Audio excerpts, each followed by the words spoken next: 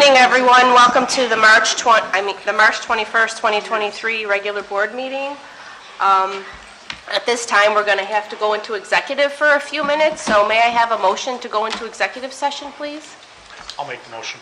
Oh, sorry. Let me read my statement. Yeah. May I have a motion to move into executive session to discuss current litigation? I'll make the motion. Vince makes the motion. May I have a second? Jody? All in favor? Aye. Okay, we will resume the board meeting in about 5 to 10 minutes. Thank you.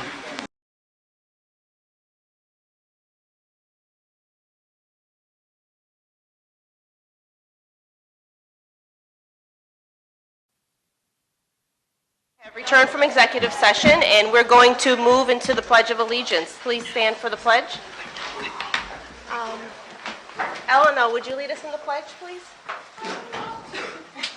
I pledge allegiance to the flag of the United States of America and to the republic for which it stands, one nation, under God, indivisible, with liberty and justice for all. Thank you. Okay, we're going to move into our superintendent's report. Mrs. Gates, I'm just thinking, I know we have a little bit of a time frame to operate under tonight. I know we'll have some good discussion, I think, in our budget conversation, so if it's all the same to everyone else, I'll cede my time over to some of the other presentations we have for the evening. Okay, thank you. So I don't have a board president's report. We had a meeting just a couple of weeks ago, but I just did want to extend our condolences to the Williamsville School District for the loss of their school board member.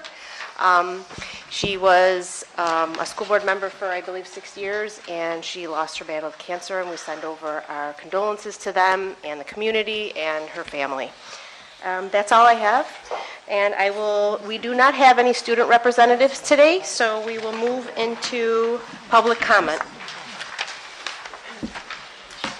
All right, the public comment section is time set aside for the community to speak directly to the Board of Education. Each speaker is given 3 minutes, with a total allotted time to last no more than 30 minutes. When called, please step up the podium and state your name and address. Please be respectful in your comments and do not divulge any personal or confidential information. The information shared will be carefully considered, and the appropriate person will contact you. If you'd like to be contacted, please leave your information with the district clerk. So, is there anybody who would like to address the board this evening? Okay, please stand. Yep, come up to the podium.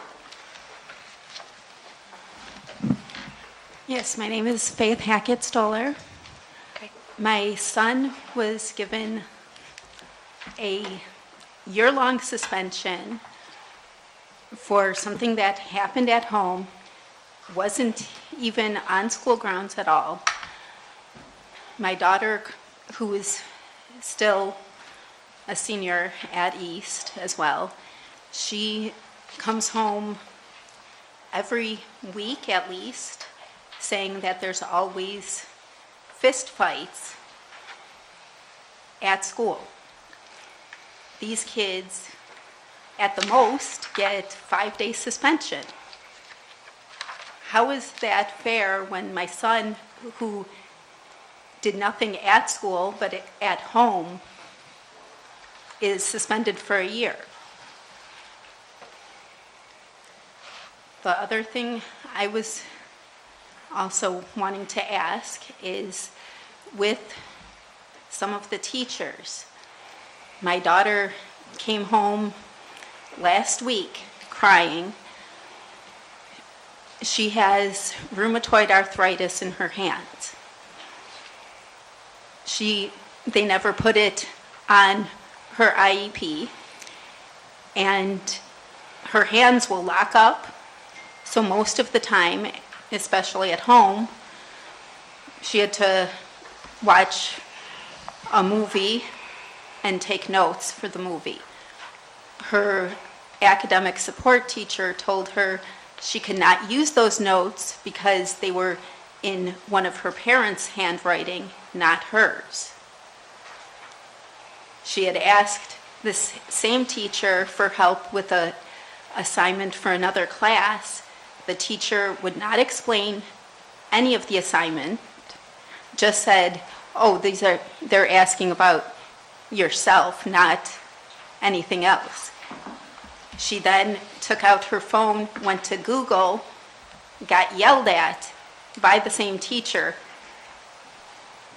To me, that shows that the teacher was not doing her job. She's supposed to help these kids understand the questions they're being asked. They're not. I don't know if these teachers need more training or what.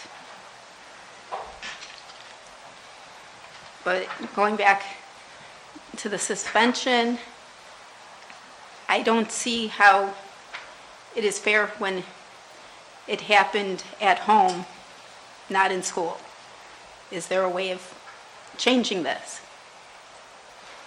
Ms. Hackett-Stoller, I'd be happy to give you a call myself, and obviously, some of the things you talked about are very specific to, your children's needs, so I'll circle back with my team and make sure that the appropriate people get in touch with you to try to address some of these concerns. Just so you know, I did talk to somebody several times from the state education department who had basically said that at the most, he should have only been suspended 45 days. That wasn't the case. He's been suspended, it's been going on since December, and it's to the point where he's stopped caring about anything. And I'm so under stress. I went to the hospital last week thinking that I was having a heart attack. Thankfully, it was just stress. But it's getting ridiculous. All right, I think that best thing is for Mr. Bystrek to reach out to you and continue this conversation. Yeah, absolutely. Thank you. We'll be reaching out tomorrow, Ms. Hackett-Stoller. Is there anybody else who would like to address the board? Okay.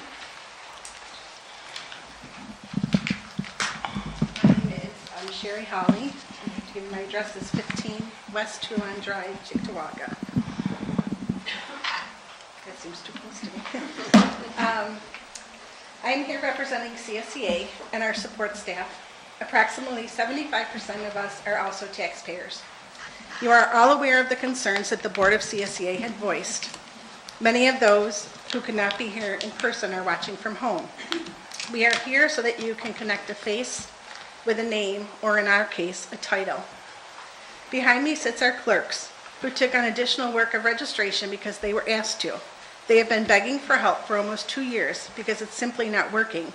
And yet, even with registration added to their responsibilities, their salary has remained the same. Behind me sits our nurses, whose responsibility more than doubled during COVID and have still increased since before COVID. Behind me sits our custodians, cleaners, laborers, and maintenance mechanics who cover more square footage every single year, less staff, and a larger workload. The mechanics are so short on vehicles, their fleet has now become stripped buses painted blue. They are expected to move furniture and equipment and entire classrooms on top of what they already do, yet most of their salaries remain the same. Behind me sits our technology staff, who have used facilities and dealt with leaky roofs in their building for years without complaint, and are now coincidentally seeing renovations being made, because one could assume because of an upcoming move. You surely can see how their workload increased when nearly every person in the district received a Chromebook, yet their salary remained the same.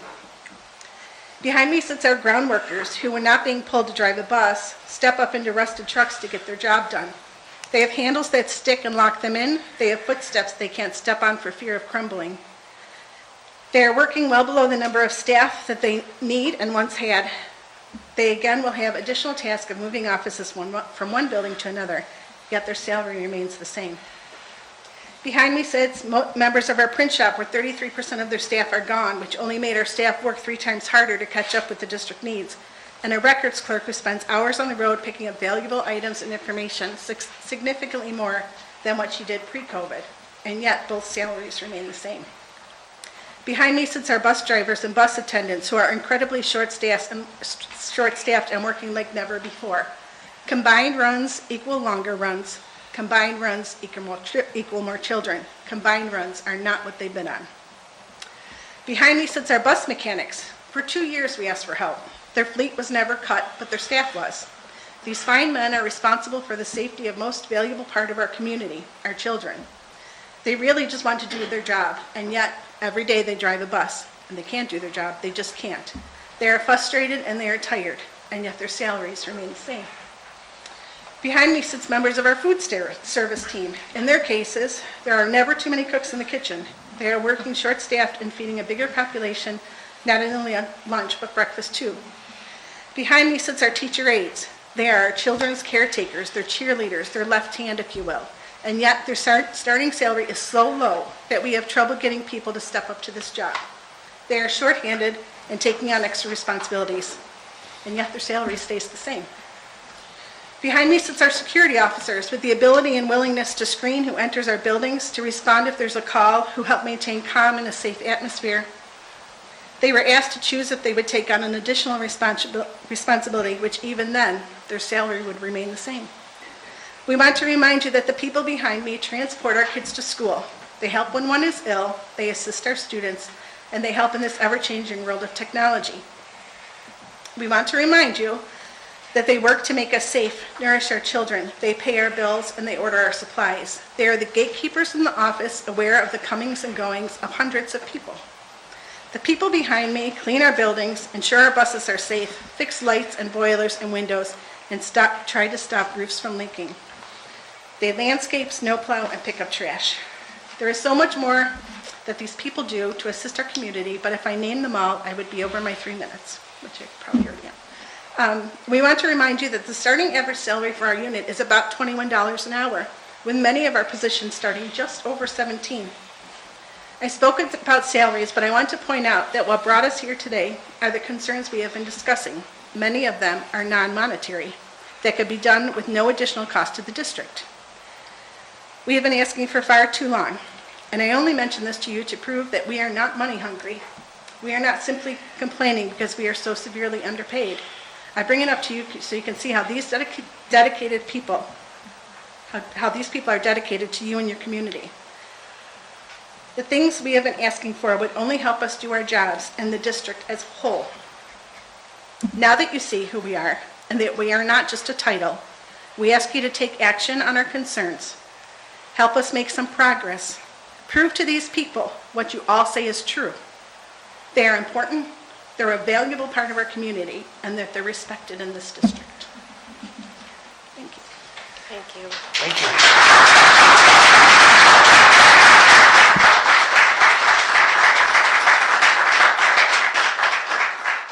Thank you, Sherry. Is there anybody else who would like to address the board this evening?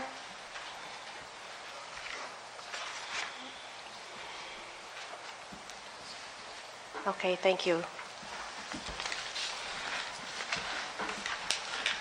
All right, we are going to move on to our presentation section of our board agenda. So, Mrs. Persico and Mrs. Bush, are you doing them together or separately? I have both of them on there. You think they'll turn the air on? Carmen, is it you first? Yeah. Okay. So you'll turn the All right, Mrs. Persico will do our first presentation. Maybe have a fever.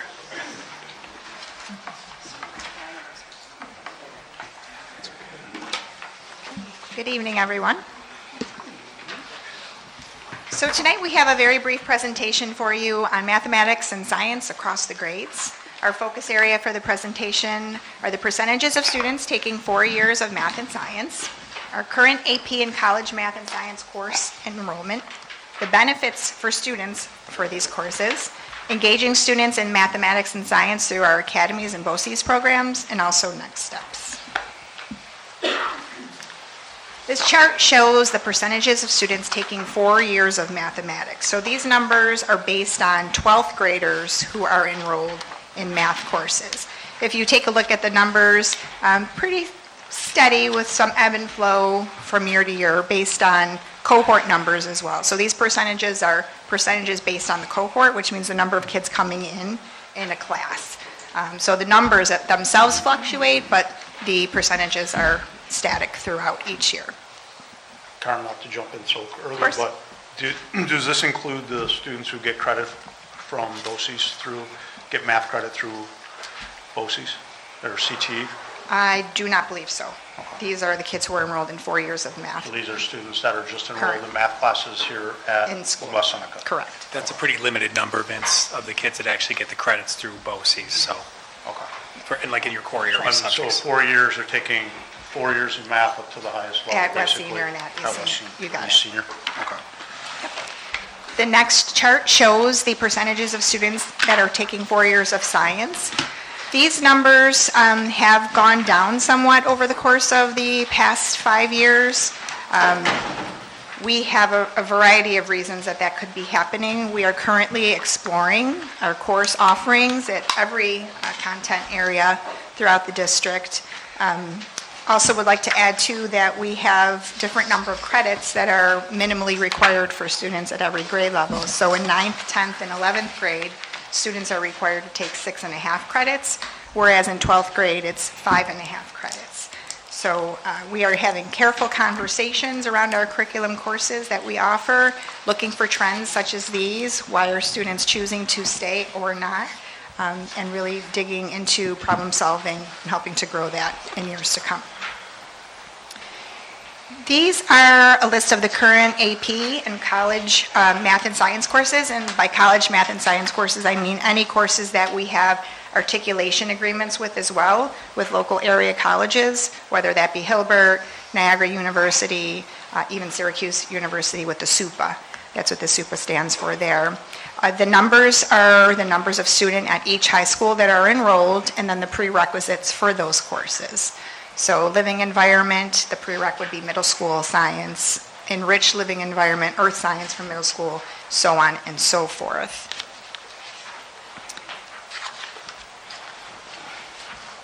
The benefits of advanced placement in college level courses for our students, really it allows them to try on, if you will, a college course while they're still at their home high school with their teachers that they've come to know and be accustomed to. They can earn college credits at a potential cost savings. I think we have a very good rate for students who are taking 3 credit hours through Hilbert.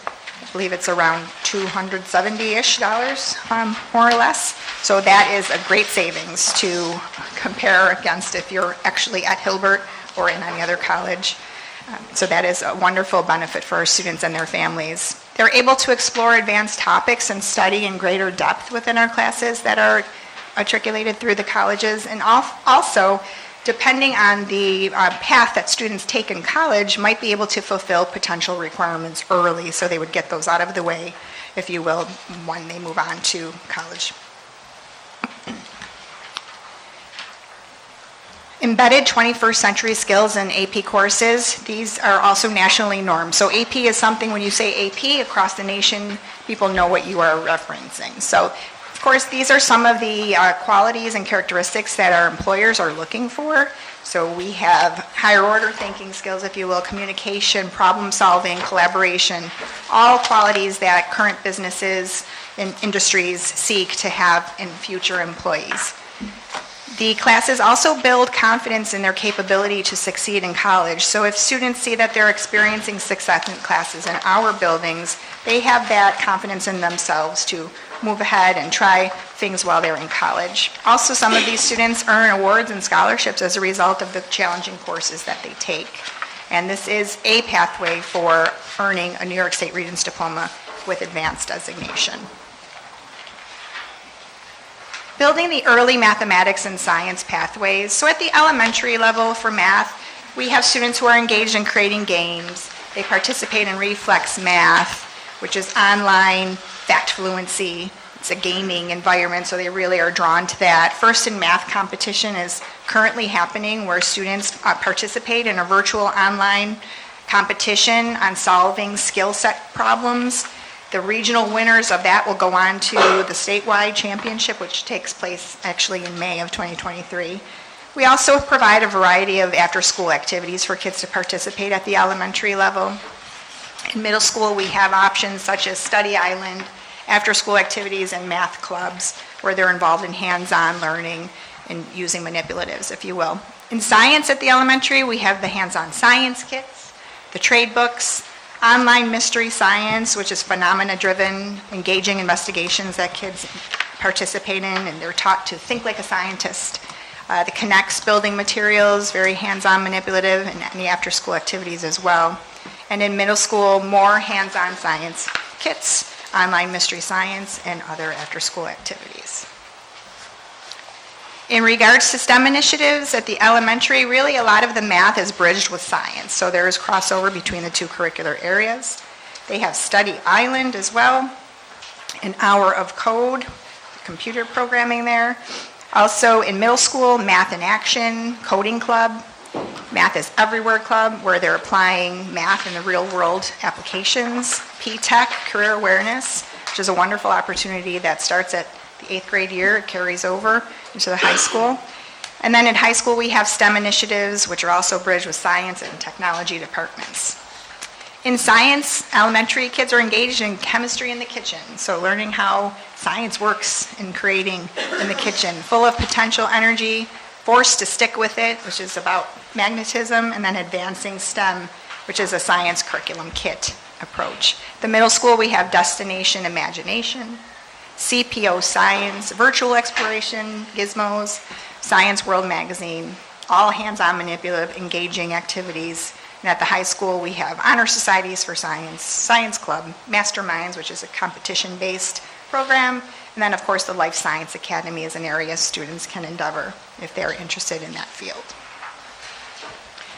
Engaging students in mathematics and science in our district academies, we have the Academy of Life Science. Students use their science skills to produce products and services that improve health and well-being.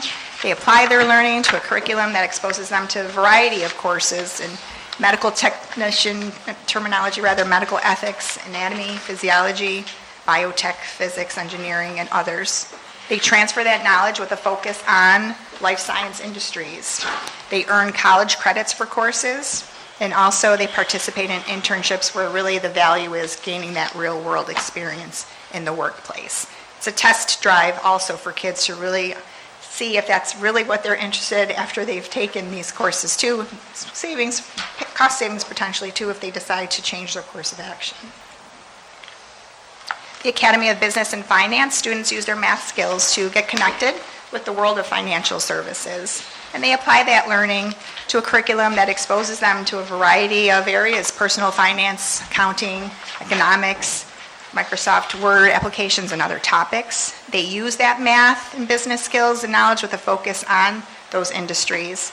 They earn college credit for math-related courses, and they also participate in internships, gaining real-world experience. Students in the Academy of Engineering use both math and science skills to explore the principles of engineering. They enhance their content knowledge in the fields of materials processing, civil engineering, robotics, design and development, and others. They apply math and physics to flight trajectory, vectors, and creating models. They transfer those skills and knowledge with focus on those engineering industries. They learn how these topics are applied through a variety of engineering career fields, and they earn college credit for courses. The Academy of Engineering, they use, students engaged in math and science at BOE. So just a few of the various opportunities that present themselves to students at BOE. We have the animal science, where they are calculating nutrition plans for various animals, anatomy of various animals, calculations for medications based on animal size, behaviors, related diseases and treatments, auto technology, calculating fuel trims, analyzing oil viscosity, and all of these other complicated processes that come to the automobile. It's really a great experience for them. And these are just a few of the courses. Cybersecurity. So we have coding, analyzing data, learning computer programming, linear algebra, cryptography, computer networking, and understanding those various computer components and how they operate. Electronics, circuits, control systems, robotics, fiber optics, radar, lasers, and learning about transistors, resistors, and all of those other processing chips. And so really our next steps when it comes to math and science is really to try to continue to find opportunities for students to engage in math and science in early grades, really building upon the secondary grades, but starting K on up, working towards full implementation of the K-12 Next Generation Science and Mathematics standards to increase rigor, also engagement. This timeline is underway, so we know that our very first new exam comes June of '24 for Algebra 1, and then grades 3 through 8 math. The following year, we have geometry, earth and space science, living environment, grade 5 and grade 8 science. And the new dynamic there are the investigations that students have to participate in order to even take the assessment. So it's similar to high school labs, where if you don't fulfill that component, you're not able to even sit for the exam. We now have that in grade 5 and grade 8 with investigations. And our teachers are hard at work planning for that. So we are in great shape when it comes to the investigations. And then the year after that, we have Algebra 2, Chemistry, and Physics. So really also looking to explore some capstone or genius hours, GT opportunities to embed STEM in the early grades. Increased student enrollment is always our target. And we do have those state-of-the-art science labs that we will be working to roll out in the spring of '24 to enhance our instruction. So with that, are there any questions? Excited for curriculum. I know. Yes, we Everybody have, seems excited. we have, I think as of today, like 540 some RSVPs for curriculum showcase next week. Oh, nice. And math and science have a huge role that night, so a lot of interactive, the community can engage with some of the rovers and roosevelt and all of that, so. Looking forward to I do have a question. Do the students meet with their guidance counselor at least on a yearly basis to discuss career options and where they might be going and what they should be taking rather than just do it online? Yes, they do always have appointments with their counselors at the high school, especially in middle school too. They start those conversations about career readiness. I know they have speakers that come in, they go out and see things. But that is a regular part of the registration process where the counselor has the conversation with the students, and that's scheduled by grade level so that, you know, there are those connections made. Do parents have to sign off on what their students select? I'm not sure if that's an absolute, I can look into that and let you know. Okay. I think that might be a good opportunity Sure. for some checks and balances. If my guy goes in and talks to his guidance counselor and comes out with a bunch of courses that I don't necessarily agree with, I would like to have Trump ability to send him back in there.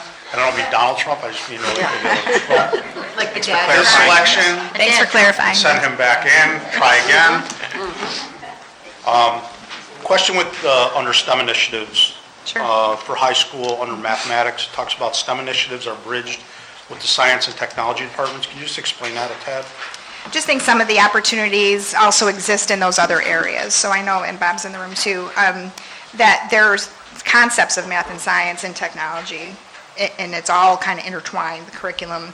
There are also opportunities where we can fulfill some of the curricular areas through others. So I know in middle school, we work on the FACS curriculum, the CFM, there's components of that. So it all kind of transcends and has intersection there. So they work really hand in hand, math and science and technology. My last question, I think, was, well, in terms of increased enrollment, so we currently have 60% district-wide of students taking 4 years of math, and one of the next steps is to increase enrollment. So often, what are we looking at in terms of ideas for that? So we are currently in the process of reviewing all of our course offerings. So really looking at what are the pathways that we currently have for kids. So if I'm in X course, what's the next course? If I'm in this course, what's the next course that way? And we're looking at trends in enrollment over time. And if there are dips in enrollment in a particular course, then we really need to ask ourselves, is this course still serving our students at our schools? And Or if is it- not, yeah. what are other options? And there have been student surveys that have been conducted in at least one content area so far where we've gotten student feedback on what are some of the courses that they would be interested in taking. And so really following that process throughout all of the content areas, not just math and science, to make sure that our curriculum still meets the needs And it's also working towards those standards as well. How can we get current, per se?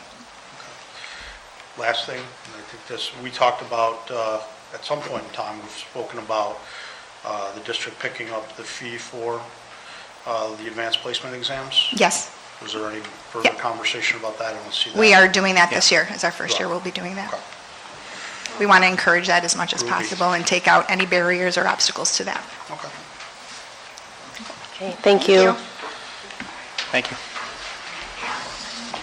All right, moving on to our next curriculum presentation. Ms. Bush? Hi, Carol. Our Director of ELA, Carol Bush, will do the next presentation. Nice to see you. It's nice Been a to see while. you. Thank you for having me tonight. I'm so excited to give you an update on what we've been doing and how things are going in the world of ELA and literacy.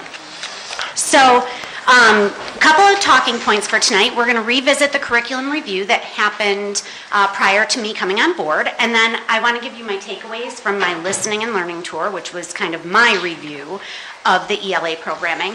And then, based on that information, the next steps that we should have been taking, and we've already kind of started, progress to date, and then, of course, looking ahead to next year and what some of those steps will be.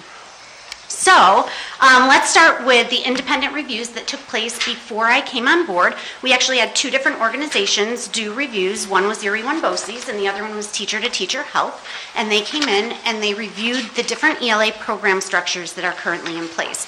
And what was interesting is that even though they're two separate organizations that had nothing to do with each other, they both came away with the same findings. So I thought that was very interesting and telling. And then, of course, when I did my listening and learning tour, I also walked away with the same findings. So some of the things that they came up with, inconsistent implementation of Tier 1 resources. So what that means is our core instruction that every child is supposed to receive, it was a little inconsistent. So some people were using the units of study with fidelity, exactly the way they're supposed to be used, and some people were more like picking and choosing, like I like this part about it, I don't like that part so much, I'm going to tweak this, which is absolutely acceptable because we are teachers and we have our professional judgment goes into our teaching, but at the same time when we're going to make those adjustments, we have to do it as a unit, because if we don't, then you end up with this teacher doing this thing, this teacher doing that thing, that teacher doing, because they're all kind of supplementing on their own. And that's what this reviewer, actually both reviewers, noticed when they did their walkthroughs and interacted with different teachers. So that was one thing.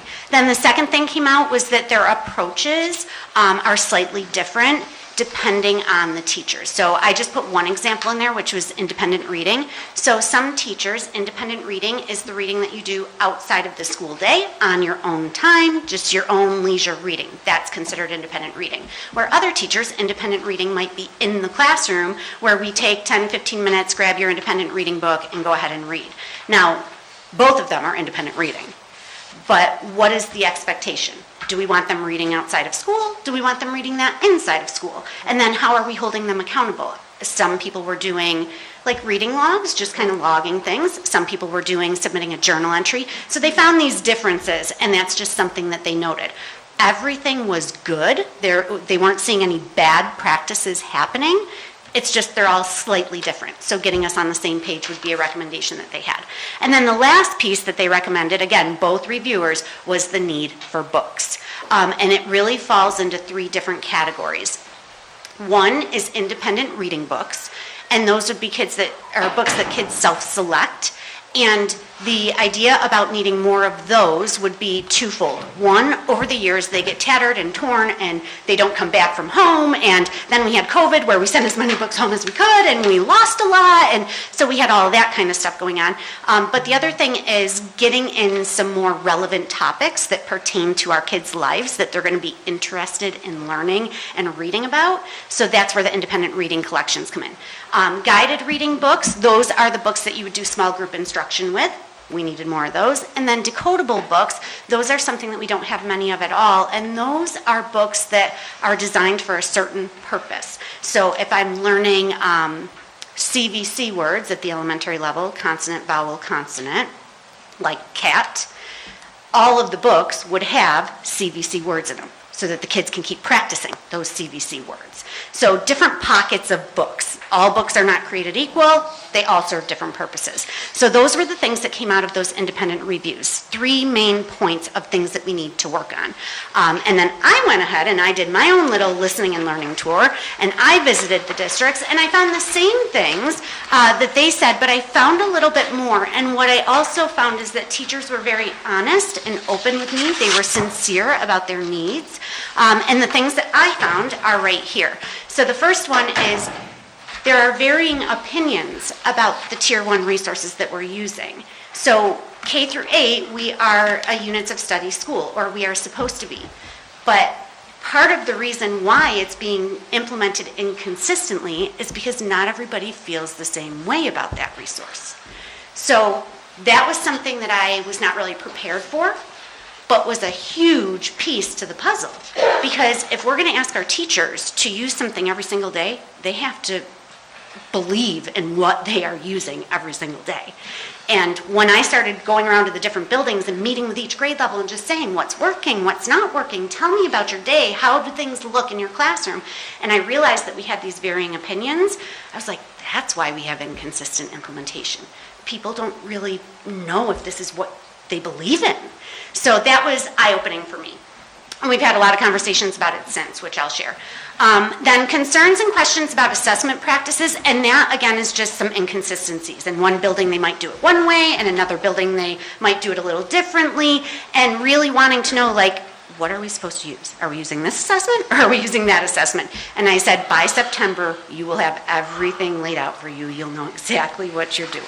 And that made them feel really good. But for this year, my common statement has been, keep doing what you've been doing. I just need to get a pulse. I need to see what's happening. I need to be in your classrooms. I can't make any split-second decisions because that would be irresponsible. Like, I need to know. I need to know what's happening. I need to see it, and then we can make an informed decision. So, and I want their input because, like I said, they have to use it. So I'm not the one who has to use it every day. They do. And I can work with anything. We'll make it work. The third thing was robust interventions. So they noted that there is a lack of research-based interventions. Interventions are happening, but they're more teacher-created, which is good. That's not a bad thing. But when we have kids that are in need of very intense interventions, they need to be research-based. You got to make sure that they're proven to work, because at that point, that kiddo really needs that evidence-based intervention. And then the last thing that they mentioned was the request for high-quality PD. They really want wherever we're headed, whatever initiative we're doing, whatever it is, they would really like high-quality PD from the company, from the, like, whatever it is that we're doing, they want to hear it from the source. Not like a second-hand, like send a teacher to get the training, bring the training back, and then the teacher has to train everybody else. They don't want that. They want to hear it from the company. And I get that. I totally get that, especially when you're doing something new. You really want to have that expert standing in front of you. So, armed with all of that information, it was like, okay, now what? Now what are we doing? We have the results from the independent reviewers, and then I went ahead and I did my independent kind of listening and learning tour, and armed with all of that information, I was like, okay, what I thought I was going to do, not going to do. So I had to kind of regroup and come up with a new plan. So these are basically the things that we had to do. Build our book collections up. That was number one. We had to revisit our best literacy practices. What does a best practice look like? I think part of what has happened with our teachers, so many things have been flying at them, especially with COVID, and then having to learn how to do everything online and digitally, that they forgot what just good teaching and learning looks like, because there's just been so much thrown at them. So we actually did a PD session on November 8th, on our November 8th Superintendent's Conference Day.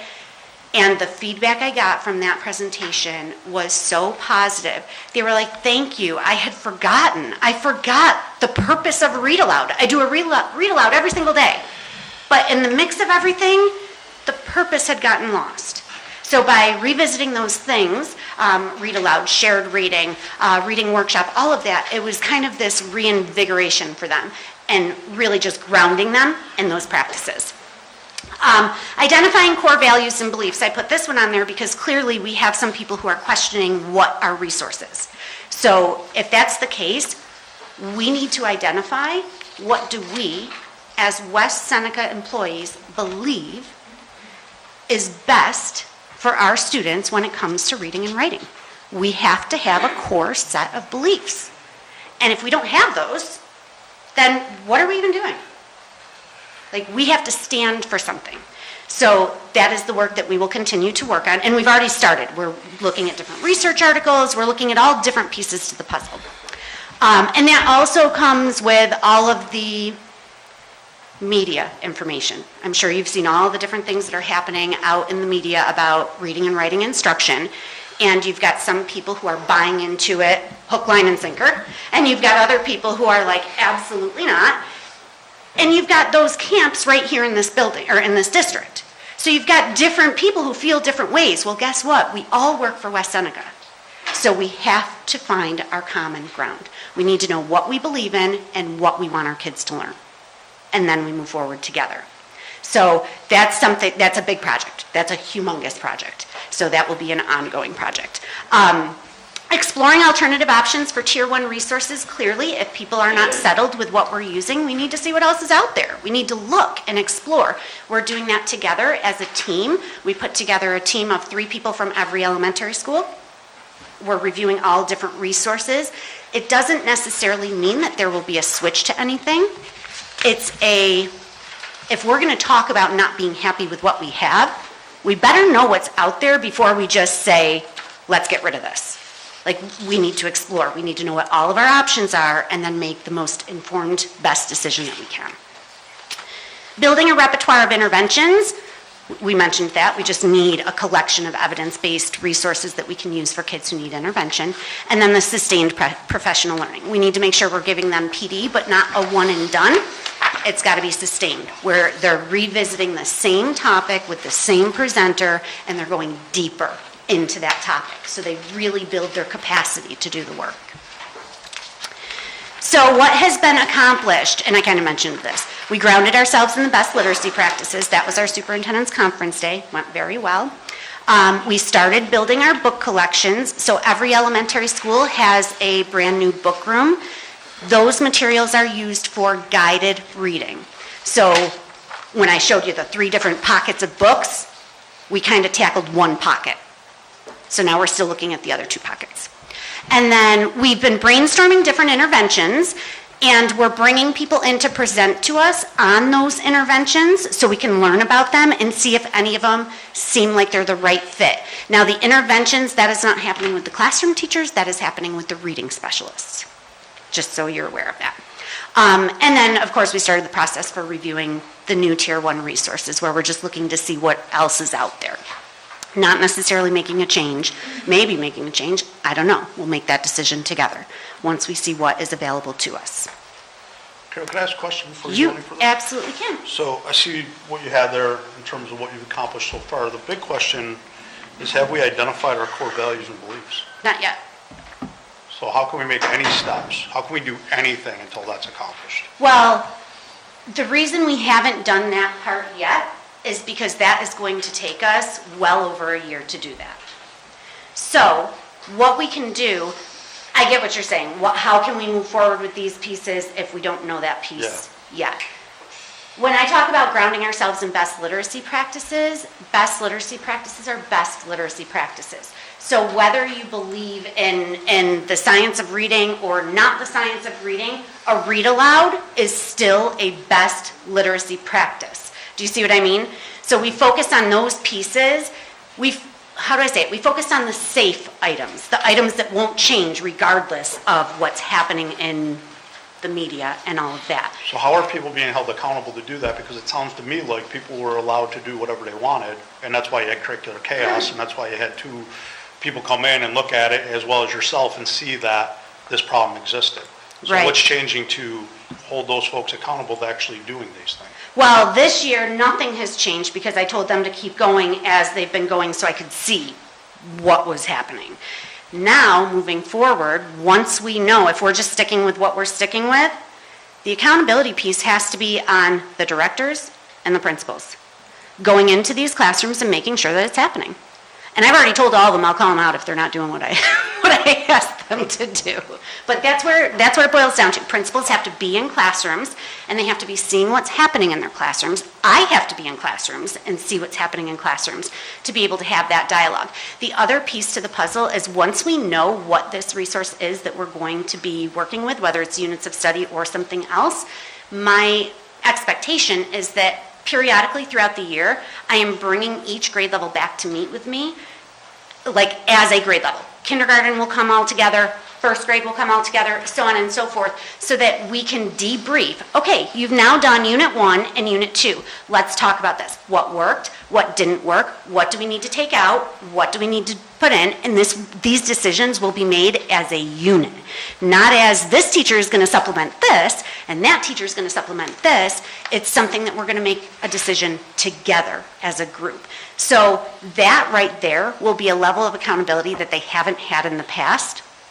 And then if you add that in with the principals and with me going into the classrooms, it's going to be a game changer. Well, then I would argue that you're well on your way to identifying core values and beliefs. So I applaud your efforts to do that. Thank you. We've had lots of discussions, but because what is happening in the media is such a sensitive topic, I'm treading lightly because I can't push my teachers over the edge. I need to have them in a good headspace. Yep. So one step at a time, baby steps, but we'll get there. Thank you for that. Thank you for that Absolutely. answer.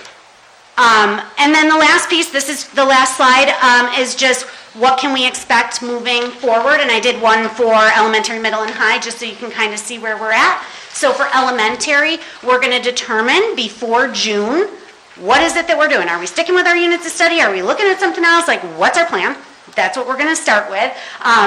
And we won't change anything in June, of course. It would be for September. It wouldn't be for June. And then interventions, we want to have at least one intervention identified that our reading specialists can rely on as an evidence-based intervention that we can provide to our students who need that intensive intervention. So we're going to slowly work to build that toolbox with elementary. Then middle school, we're going to do the same thing we're doing in elementary, but we're going to start in the fall. So kind of phasing them in the year behind elementary.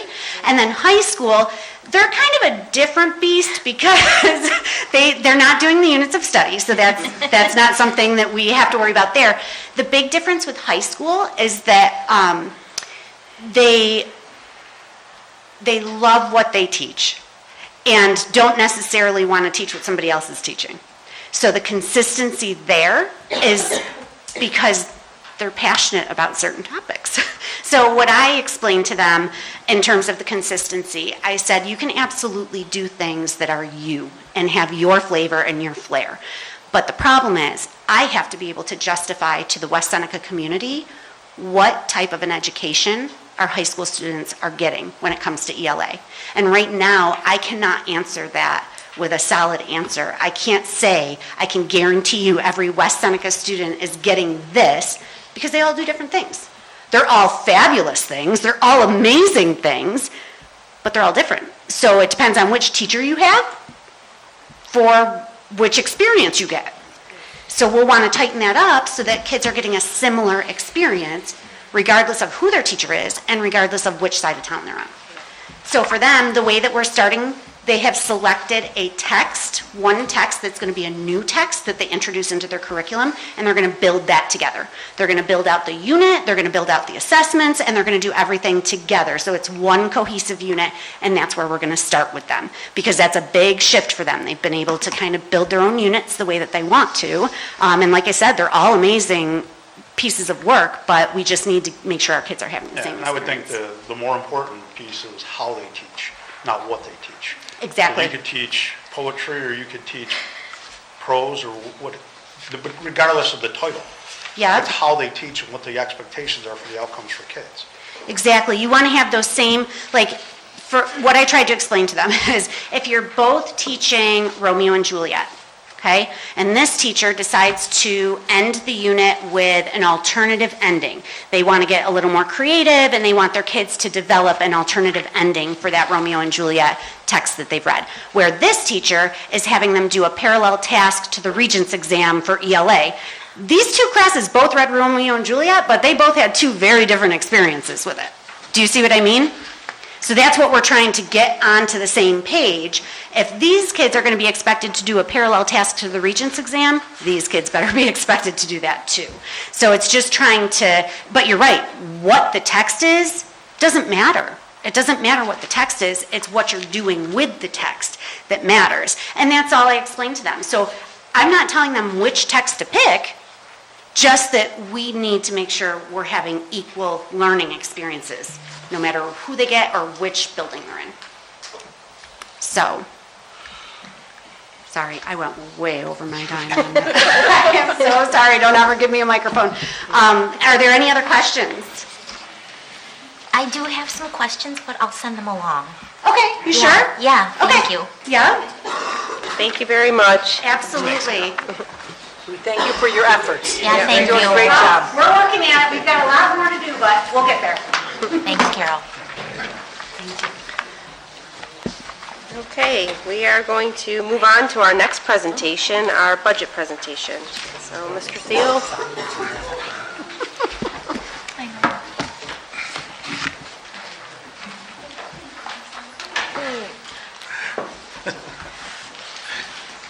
I like the last one better when I could sit.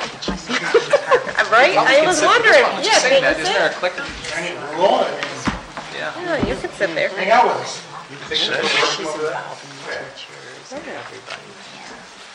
You want to sit here? You want me to go sit over there? Okay. Okay. Camera's following you though. Camera's following you. Just like being at home. Yeah. So highlighted are the slides that the primary focus is tonight, revenues and the tax impact, reserve allocations, and then updated budget appropriations, including new positions. Wow, look at that. All right. This is our second draft. No changes there. I'm going to go till there's changes. So remember, we did the tax levy computation at the last go-round and presented it, 2.48 increase in the levy itself. So the next slide is the business manager's nightmare. It is an estimate of the actual tax rate impact. Every number here, with the exception of the possible levy, is estimated. Okay, so I'm going to pause for clarification. It's an estimate. The tax rate change according to this calculation, and we use the same metrics we used last year that got us right in the neighborhood of the actual tax rate change, is about 56 cents per thousand, or 1.21% year over year tax rate increase for the town of West Seneca. It goes down in Cheektowaga because they've been going through evaluation. You probably read about it in the newspaper. So their assessments have been increasing, so their rates are going down, but their tax bills are going up. So that's just a guess. So we would, in May, update it with tentative roll data and equalization rates, and then in July, the final information is available. Moving ahead to the updated revenues on slide 9. The number that changed here is the appropriated reserves in the bottom left, $3.675 million. That balances this budget with the new positions we'll talk about tonight in it. So this budget that you're seeing tonight can be approved, can be funded, and, would function to meet the needs of the district, given our revenue structure and the appropriations you'll see later. So it's not a budget where there's a gap involved where we have to make moves to make it work. It's a fully fleshed out budget.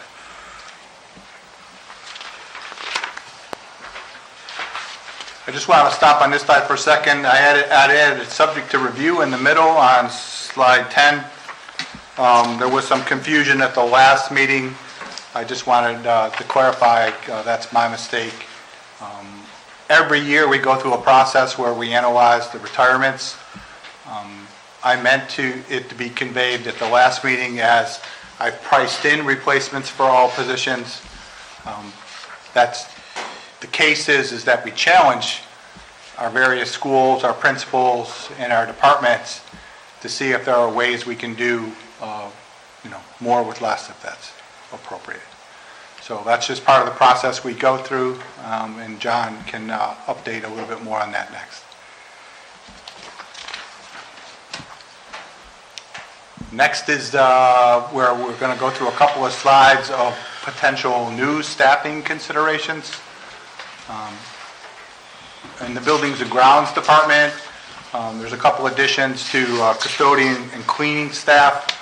Basically, I think centered on West Middle School, where there's additional square footage now. I think that they actually may be created in the current budget year and funded for the rest of the year, but they had not been part of the original budget, so that's why they're added here. In transportation, we always make provisions for additional bus drivers. We would love to hire 5 more bus drivers. This is on top of already positions existing in the transportation department, and we would love to hire more attendants, and efforts continue in that regard. And also a bus mechanic position, which I believe will be coming forward in this budget year to close out the year, but was not in my original presentation, or it was in my original presentation. So that's what the in-budget designation means. I need a clarification there, Will. So these 2 additions to the custodial and cleaning staff? Right. That's for next year, or is that, you're adding that to this current budget? This year. They were not in, yes, they'll be added in the current year, but they were not in my original presentation. Okay. So that's why they're here. Okay, so they would be posted and filled this year? That's the hope, yes. Okay. They're on this agenda. All these positions are, that's where I'm... No, not all of the positions. Okay, so... No, but the top 2 are The top on this 2. agenda. The transportation positions are already in the budget for numbers that you've seen, so there's no cost associated with them. It's been built in, but I just wanted to highlight that, we're continuing to try to build out staff in that department. I think the bus mechanic was- posted, and we're taking applications to now, we're searching for... Mechanic's already been posted. Yeah, that was created in the last, was it the last, the mechanic was at the last agenda? Correct. Okay. Correct, you're right. You're right, Vince. It's just a matter of filling those positions. Correct. We're still trying to fill those positions. Yes. Okay, thank you. John, you want to jump in on instruction? Yeah, so I think we spoke a little bit last time, and as Will had mentioned, we do annually meet with our principals in groups and look at all of our retirements. As we went through, we had nearly 20 teacher retirements this year, so sitting with our high school principals and middle school principals, secondary level, we looked at which ones would require replacement and challenged on some of the other positions. We do that by looking at current class sizes, current students. We don't expect much change in enrollment, and then we kind of set an initial path forward with our principals. So those did include not filling certain retirements, 2 in the math department, 1 in English, a world language, and a science at the high school, and at our middle school, 1 world language. So that was some of our initial staffing conversations. Already since then, as the student requests are coming in, for example, at West Middle School, we're seeing an increase in French, which might require some travel of Spanish from West Senior, which might require the replacement of a Spanish position, which we maybe initially thought, try to plan without it and what would happen. We do the same exercise in our other areas as student requests come in.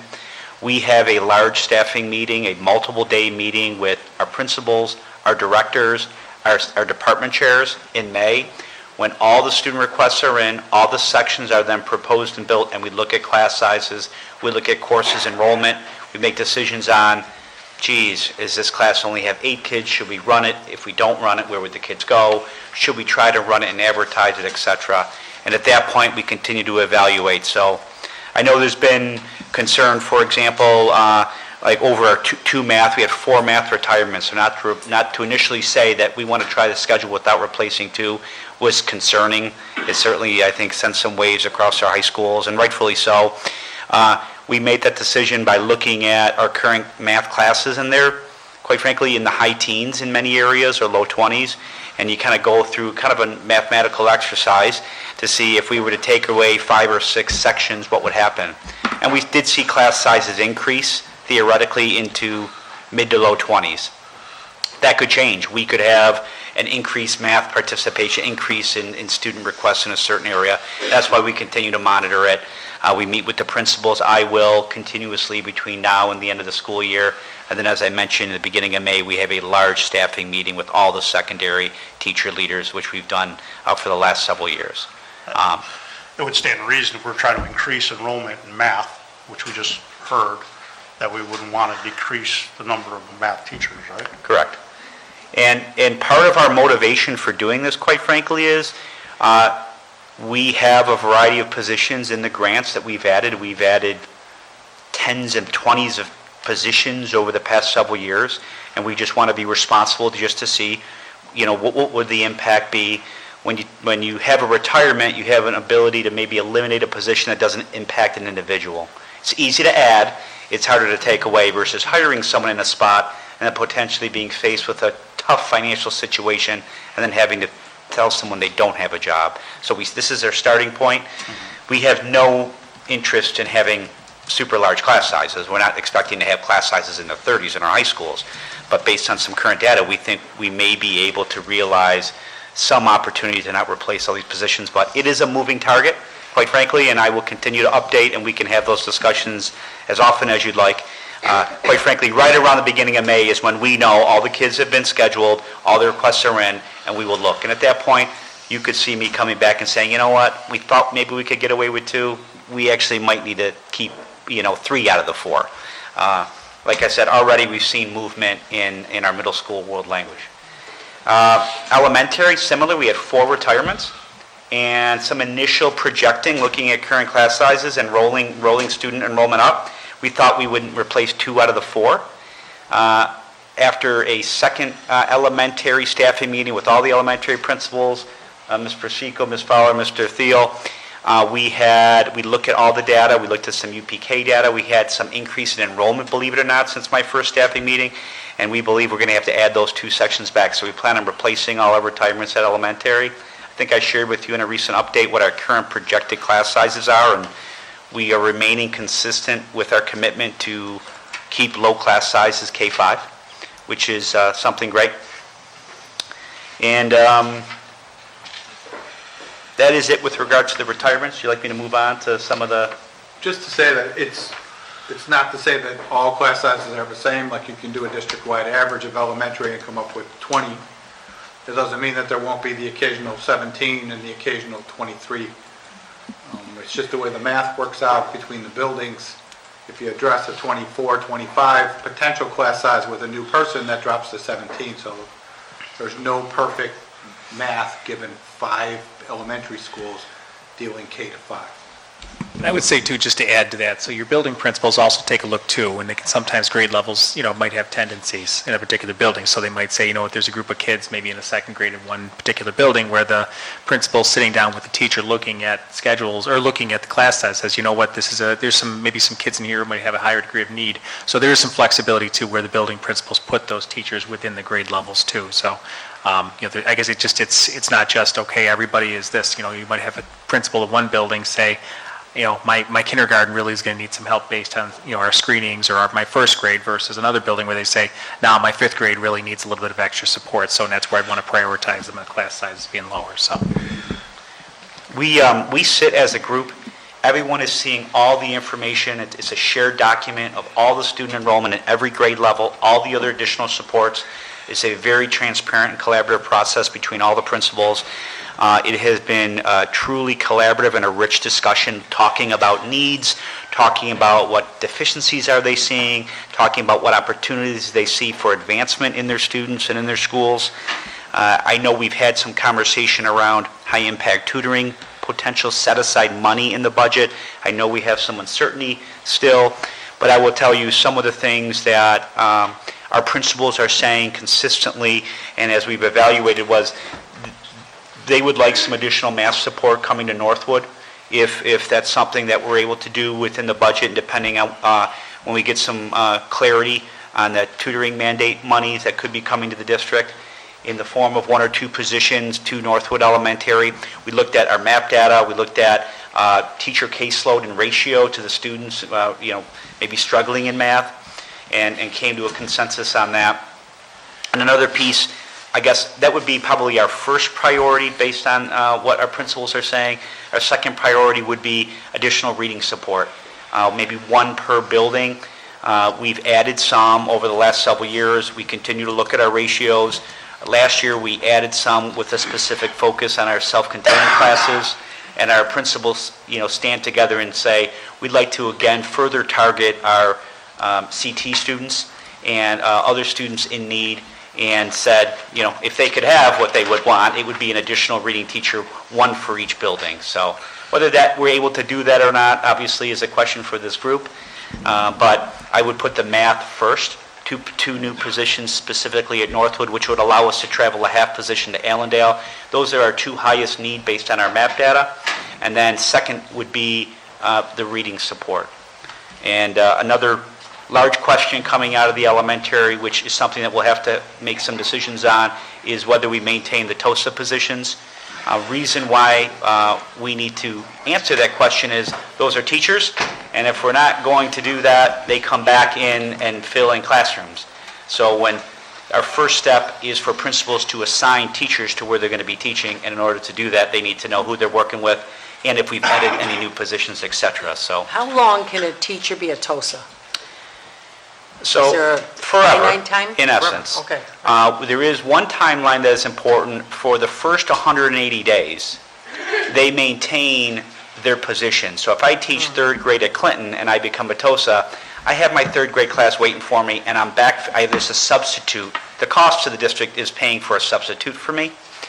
After 180 days, I have to make a decision. If the district wants to continue the TOSA program and I commit to it, I still have a job. But now my third grade job is now filled with a probationary position. So I could stay in this for 10 more years and then decide that I don't want to do it, or the district says we're no longer going to continue being a TOSA. I still have a job, I just don't have that third grade spot. So I have to go into an open position, or I enter the transfer process and bid. If there's nothing open, ultimately the district would assign me somewhere. And the teachers still maintain their seniority and all of that. So it's really a combination of a district and a teacher decision each year whether they want to continue in it. Does that answer your question? Matt, last time we met, you brought up reading, and I think you made a great statement about it, that really the underpinning of everything, even mathematics, especially at the elementary age, there's so much vocabulary that's involved in that. And I see that, we're focused on grades 3 through 8. And we know that kids learn how to read. If they don't learn how to read by third grade, they're behind. So we're focused on remediating. I'm wondering, what are we doing at the primary age to help these students be solid readers when they hit third grade? So you heard Carol's presentation, so that's a big part of the puzzle there in terms of trying to come up with a more unified approach, having research-based universal interventions. But I think part of it too, when we talked about, like, for instance, the CT, I wanted to circle back to what John said, a lot of the students that consultant teacher services, so it's a special education service. The nature of the reason, in many cases, the reason, this is from our elementary principals and from sitting down and looking at some of these students in a little more granular manner, many times they're classified, and the primary nature of the classification is a reading deficit.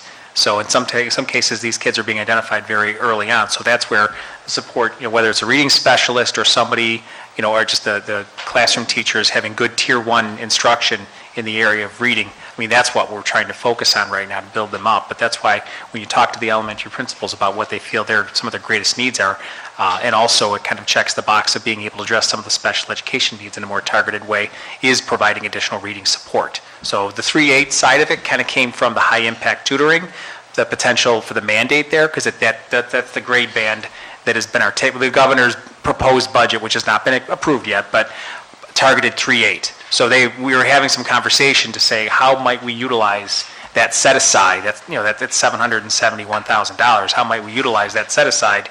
What would give us the biggest bang for our buck? And that's where the conversation steered back toward the reading and some math support over, because it's supposed to be for ELA and math, but 3 through 8. So what gives me concern is that I hear that pre-K kids are coming in with significant needs, right? So then they're going to hit kindergarten, and those significant needs are still going to be there. And then the help coming in third grade. And I might be able to address that. So currently, for example, at Winchester Potter, we have 4 reading teachers assigned. At Westall, 3.6, Northwood 4.5, Clinton 3.6, Allendale 3.75, and they're traveled or whatever. So I think if we were to, some of the monies available through the state budget locked us into 3 through 8, if that comes through. But if we can add, or even if that doesn't come through and we make a decision to potentially make these adds, we are creating more space in our reading department. So if it said we had to focus on 3 through 8, that just means that the 4 reading teachers at Winchester Potters maybe can now have a greater focus on some of these, as you're saying, the kids coming to us in kindergarten and first grade. If we don't catch it by then, what happens? They then work their way into special education, and we want to try to obviously get at that before. I agree with you wholeheartedly. Yeah, I just think, being able to push in and either reduce class sizes, put specialists in there, put coaches in there. There are things to do at the ground level to avoid this constant remediation. And that brings to the point John mentioned, is that it's possible, since both houses of the state government have recommended so, that the mandate portion of that will go away. So that means we could deploy reading specialists, as you're saying, at the most urgent level, which is the very early grades. Instead of doing a staff shift, sort of coming in the side door, just go directly at it. Okay. The money would not go away. The money, just the mandate in its specificity would go away. Okay. Will, do you have any idea when we'll find that out? I think they're still targeting an on-time budget. If you look at the Assembly bill versus the Senate bill, they're pretty closely aligned. The governor is really the outlier here with a couple of added things. There's some mandated reporting that could go away, and I will stand up and cheer on top of this table if it does. But, that's the kind of stuff that I don't see it holding up the budget. There's a deal to be struck here, and I think everybody wants to get it done. Senate, we were just with Senator Gallivan a couple of weeks ago, and he said as much. He said he thought, either on time or very close to being on time was his prediction. He said he felt very confident about that, so. So you're looking at us having state aid runs, hopefully the first week of April with, specificity around the program. I think on the gen ed side of things, it would be a fairly neutral with regards to staff, to simplify it and just repeat it. It's possibly a couple math targeted at Northwood. That would probably be step 1. Step 2 would be the reading support at 1 per building. The principals, we challenge the principals to work together. I just saw a document come through later this afternoon of what would that look like and what would that reading teacher be doing and helping supporting their students in need. And then I think the next step for us to move forward with the staffing process, obviously, will be decisions on this and then decisions on the elementary TOSA position. So if we did any piece of those things, I think we'd be moving ahead. We need to feel good about replacing our retirements and I believe continuing a great class size as K-5 across all of our buildings. I think that's something that we should be proud of. Again, maybe a few spots where we might see, a little bit larger ones, but overall, our principals, we're all in agreement that, this was a good step forward looking at next year. And any specific questions for me? Are the support teachers in the buildings, are they ever pulled out of their support role to sub or to do other things in the building other than what we have designed them to do?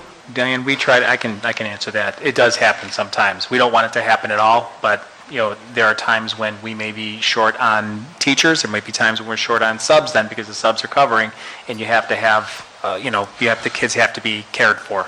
So that does happen. We don't want it to happen.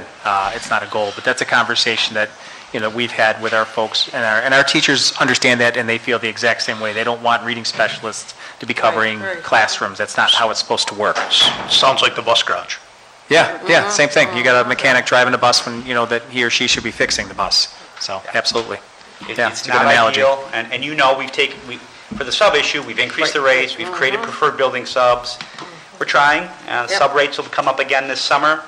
We'll talk about it, and, we continue to try to it's helped, but it's still an issue and it's not ideal. Can I just throw something out there too? When we first came up with the idea of the preferred building sub, it was, okay, every building gets one. You remember this conversation? And we've evolved to get as many as you can because we cannibalize and we end up using them for long-term positions or we hire them for something. So we really just said, and there's still the need. The need still exists. So, I mean, we are, the preferred building sub, has been very successful, but we keep And we have the same adding thing with them. our teacher aides. We try to find, we would hire preferred teacher aide subs as well. So and we're not alone. I mean, every colleague I talk to we're trying to work through the exact same issues, unfortunately. John, can I just ask a question?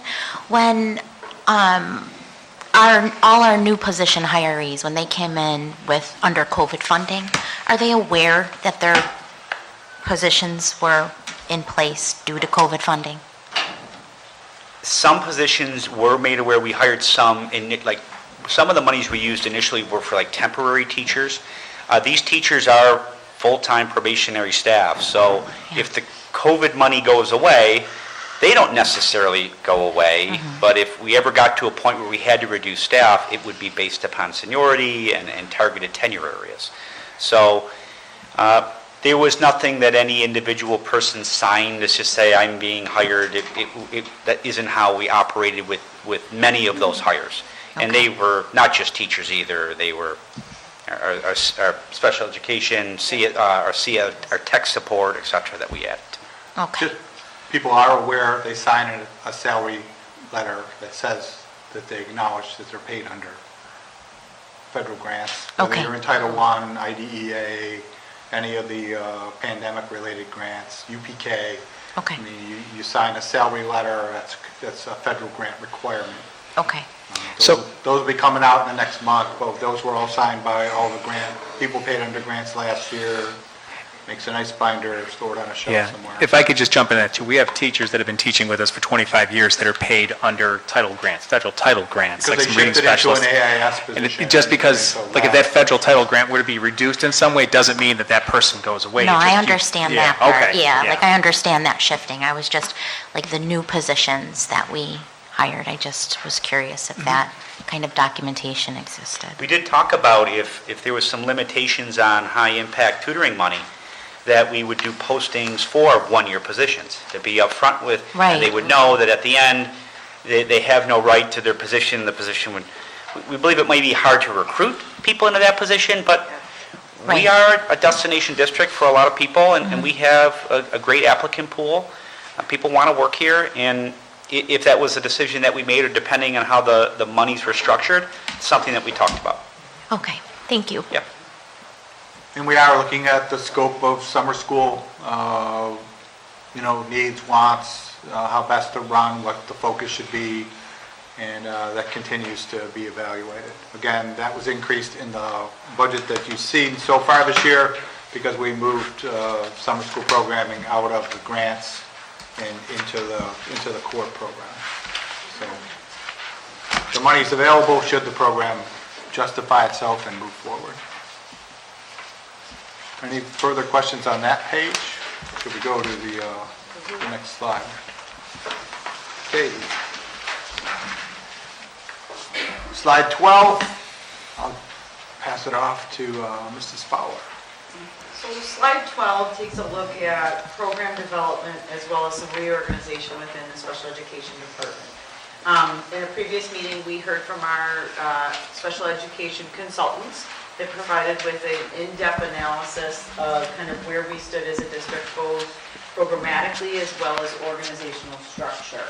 Their original recommendation or proposed consideration was to add multiple administrators in special education, and we took a look at what might be reasonable in a short-term situation to be able to highlight some of the things that we need to do.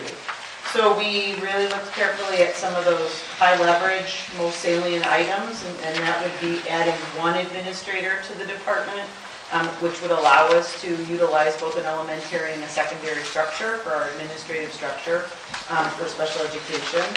Also taking a look at adding a speech pathologist and a psychologist for our diagnostic team, focusing more so at the elementary level.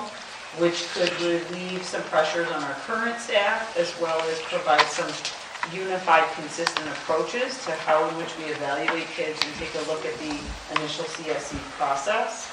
And then the other is a transition coordinator. Transition coordinator is something that this district had several years ago to focus on students who are age 14 and older. It is a requirement through IDEA that all students are required to have transition plans that outline post-secondary goals, post-secondary opportunities, and transition activities. Currently, we do not have that structure in place, and we believe adding the transition coordinator that would work with both middle schools as well as both high school students and teachers to create those opportunities to really hone in on what those kids' transition plans are. Talk about career readiness, talk about activities that can help them to be career ready, and this is kids across the entire spectrum of special We have the education. plans, we just don't have the person, one person quarterbacking it. Overseeing Yeah. and coordinating Yeah. that and being Yeah. able to supplement that. What's the current process for transition planning? Our current special education teachers manage that and provide opportunities as fast as they can, as well as we utilize some contracted services through agencies to provide some job coaching and job support. We also use BOCE's CTE programs and BOCE's OP-ED programming, which is the kind of special ed side of the CTE programming for kids to attend and get those activities and services. But as a coordinator, they would be able to kind of oversee the whole thing, be able to have some opportunities. I also would take advantage of this coordinator to really look more carefully at what we call CDOS, which is another pathway for kids to graduate, which is career development and occupational studies, in order to provide kids with additional opportunities to earn those CDOS hours. Been working with Bob Merkel on that, as well as our high school counselors, to say what are some other opportunities kids can earn those hours, as it is a viable pathway to graduation for kids. It's good to know. So we really would hope that this person dedicated to that would be able to be out and about to be able to navigate that. It would be a teacher position. Yeah, be working with, hand in hand with the special education Correct. teacher, taking them, kind of Yep. picking up the transition plan Yep, and helping to move that forward. yep, which would then lead to increased graduation rates, increased skill development, increased opportunities for kids to be able to be ready beyond high school for whatever post-secondary opportunity exists, college, tech, vocational, whatever could be available to them. And currently, the only people that do that are special education teachers and maybe a guidance counselor, or? Yep, Okay. This could basically be a TOSA. and a contracted service through Aspire. We contract with them to do what's called WOW, which is called a World of Work, which provides our on-site job coaching. Okay. But this would allow that person to be able to oversee that more closely and be hand in hand to see what's happening in those So would we need the service if we had this person? I think we would look at that down the road to see what that I would think the be. first year there'd probably be overlap. Yeah. Oh, yeah, definitely. A transition for the transition coordinator? Yeah. Jackie, how many, Transitional. I mean, this is probably going to be hard for you to answer, but ballpark, how many kids are we looking at that would benefit from this transition coordinator? Every middle schooler and every high schooler who's With- classified as a student with a disability would be someone who's involved in transition planning. Okay, So this coordinator would be someone who would support the teachers in the implementation of that. okay, It's a lot of kids. It's Yeah. both middle schools and both high Well, it's understanding too, the larger scope of what is available to Correct. students beyond. schools. Correct. Special education teacher, by trade I was, knowing what avenues are available to students is limited. So, yeah, I think it would be an incredible service to our parents as well, I who would are agree. entering that I would agree. unknown. This is a position that is in neighboring districts, that is a position that is available. We did some research on this last year as to what do other neighboring districts have in terms of transition services. Mm-hmm. And then it was just supported by the consultants. to know Okay. That we didn't have someone in that role, and as they compared it to other districts, what that level of support would need to be organizationally. Okay. The second piece to this slide is programming. Programming for students, as we know and we have heard, we have a significant number of students that are requiring self-contained programming that are not only entering school this coming school year from preschool services, as well as just in general. Currently, our special education self-contained programs run at capacity or very near capacity. So it puts us in a very tight situation when students move in or students are identified throughout the year and require some level of programming. So this would allow some opportunity for that. It also keeps many of our students in-house and expanding current programming that we already have. We are not looking to expand to programs that currently students access in out-of-district placements. We're looking to expand what we currently have experience with, to be able to just manage more and more kids within those environments. So this would look at our 812 programs at the elementary level. This would look at our 613 programs at the elementary level and a 1211 program at the elementary level. To be honest, I never heard of 613. So 613 is something that agencies use, and it eliminates the number of teacher aides for individual students, and it provides the aid support within the classroom. For the entire whole class, classroom, for 4 adults instead of or each 6 students have an individual aid. Okay. So we did that, I want to say 2 years ago, to look at some efficiency, and so that students share that opportunity to be able to work with the multiple adults, and they're not then immediately dependent on one person as their individual aid. Interesting. So we moved to that at the elementary level. Our middle and highs are still run with the class configuration of 1 aid, but at our elementary level, we felt that that was a better way to kind of get at the individual needs.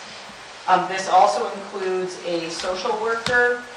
If we continue to expand our, the programming for the most intense needs, we have social work support that's in the building, but also to extend this to be able to provide kids with any level of, significant need, mostly our social, emotional, behavioral needs, with a dedicated support to be able to provide some of that social work type service. I'm going to jump down to the psych intern because I wrote psychologist intern. That is something as a district we're taking advantage of that we have not in the past. We've experienced the past 2 years when the psychologist has gone out on leave. We've had a very challenging time to fill that role. And this is a great way to bring in someone who's in their last year of their college program at a minimal stipend to be able to support our department and be able to do many of the same things that our psychologists do. Teacher aides go along with the classroom teachers, and the physical therapist was also a more efficient model. Currently, we have 2 physical therapists and 2 PT assistants. One PT assistant resigned earlier in the year, and another PT assistant is retiring. So this is a prime opportunity to provide that higher level of service with a PT so that the supervision and the double seeing of students and the caseload sharing is not required, and that's not our requirement, that's a requirement as a PTA. So this just provides more efficiency so that they can be able to provide services without doubling up with a physical therapist. This is a significant amount to support our students and really hoping to maintain our students in the environment in the district. I would be remiss if I didn't say that if we aren't able to create these opportunities in-house, many of the students would be looking at out-of-district placements. And the situation right now for out-of-district placements is one that is extremely tight. And we are hopeful that we find programming for those who require that level of programming as it is currently. There's a regional need. I'm a part of a regional group through BOCES and just continuing to work with the other colleagues in the area as to how we're going to support students with such significant needs when out-of-district programs are running tight themselves. So we're fortunate that we have programs already. We just want to be able to expand those and build some capacity. This programming here would support about roughly 40 students, right? It would support 15 plus 12, and then at the middle school, 30 more, so about 50 kids. About 50 kids, and that would cost what if we were to send them out of district? Could be $100,000 apiece. Yes. So, At minimum, it's usually $5 about million. 50. Yeah, at minimum, isn't it usually about $50,000? Right, but that's Minimum. before related services and Busing. There's a lot of à la carte services you have to pay for, social work, and the reimbursement in some cases, even on like BOCES, I was just having this conversation today, you don't get aided on the $60,000 that the BOCES teacher makes or the $70,000 the teacher makes. You get aided on that cap. It caps out at like $30,000 or $35,000. That's where you're aid. So maybe we're getting 67 cents on the dollar or something, which is great, or 70 cents on the dollar, but that caps out at about that 30 or 35,000, and that's just for the teacher. The social worker, the PT, whatever other services they're getting, it's And all now a we're la carte. talking about our students going to school with their neighboring children Yes. and being under our roof. Yes. As opposed to here, there, and everywhere. Correct. Taking care of our own. Yeah. Something Do you have because this sounds to me like this would be almost a school within a school.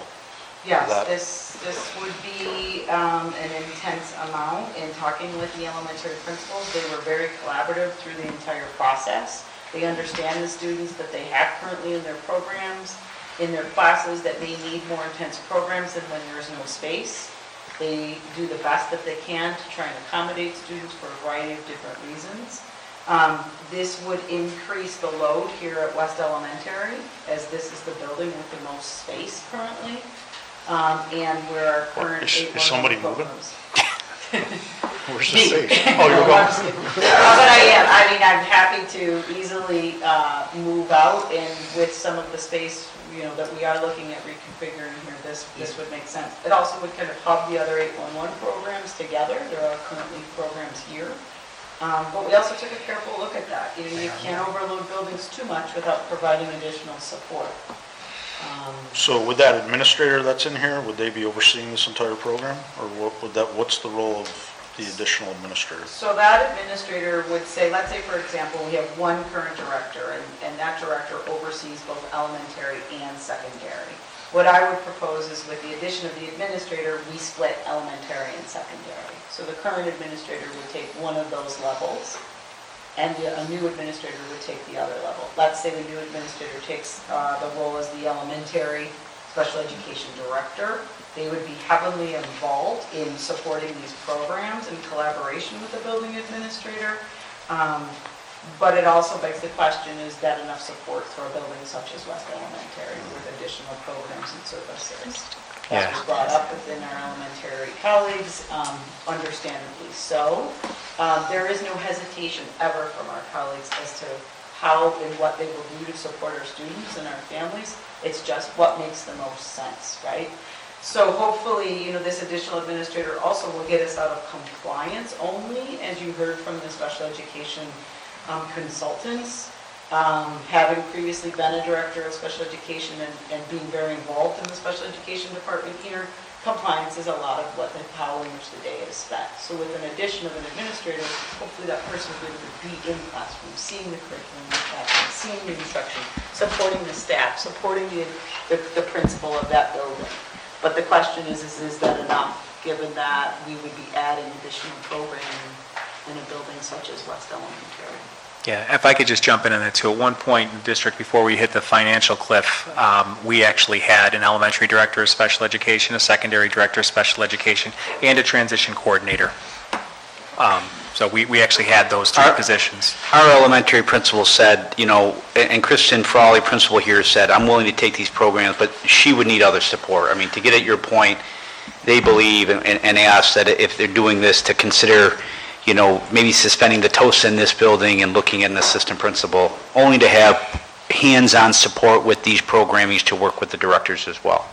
So that was certainly something that came out of that meeting, and a lot of reasons to justify specifically here with the size, and then you add these special programming, so.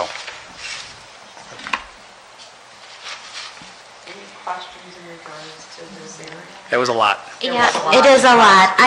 I'm still a little bit confused, Jackie, as the 2.0 diagnostic team. What does that The mean? diagnostic team would be teachers, would be a speech pathologist.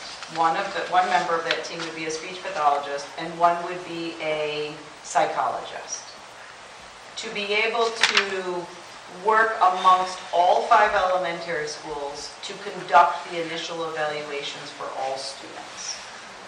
So that the premise of that was that there is an equitable process with some consistent guidelines of entrance and exit criteria of students who may qualify for services.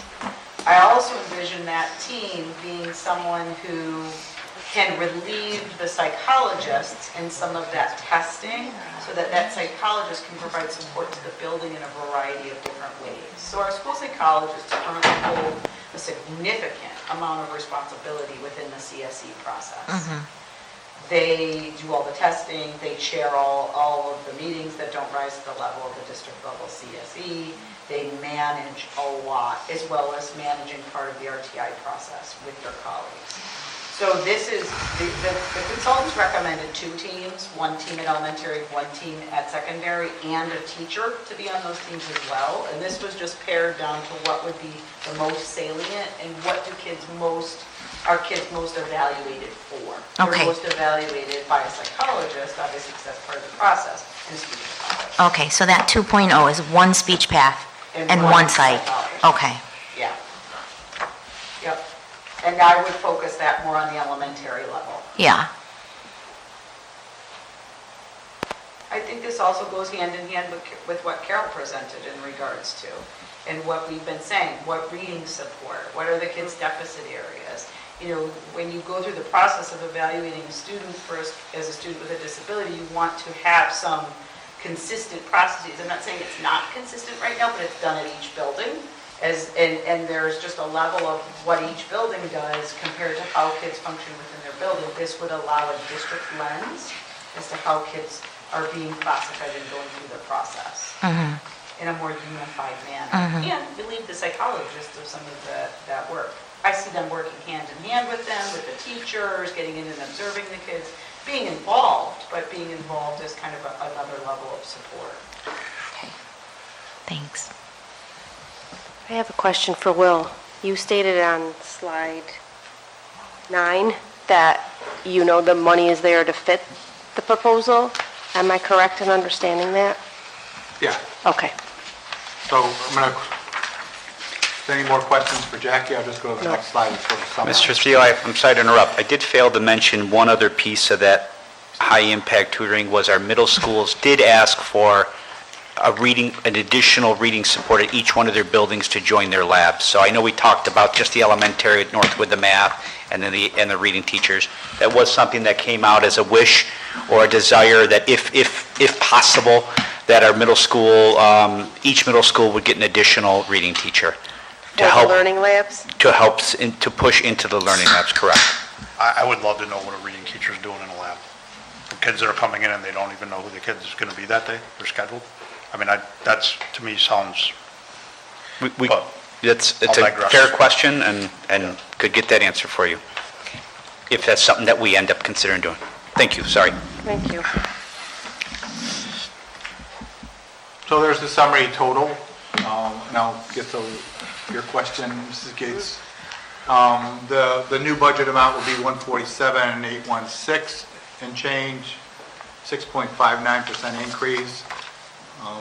Salary and benefits total of 107, 72.5% of budget, which is a little lower than last year's number, but right in the range that the district has historically done on a salary and benefit to total cost. Yes, this budget at that number can be funded by the revenue structure presented by the tax cap and the state. And an allocation of reserves, that's a little over 2% of the total budget, which is what we historically do here. Last year it was a little bit higher on the allocation of reserves. Just to make things balanced, this year we'll be knocking that allocation down a little bit more, so we're back to the 2.5% area of reserves against the budget, which is kind of a historic number that I've used over the course of my career. Oh, no. No? I don't think so. Next month. Yeah. Next month. Sorry, I had a question. So this is a budget number that could be passed. This is a budget number that would give us a great deal of flexibility in how we deploy the funding. Obviously, the board controls position creation and position approval, filling, if you will. So, given 147.8, summer school and all that stuff can evolve. The extra help at the elementaries, can evolve. It doesn't have to be a granular position-by-position process as part of the overall budget process. That happens as we move forward and position creation takes Right. place.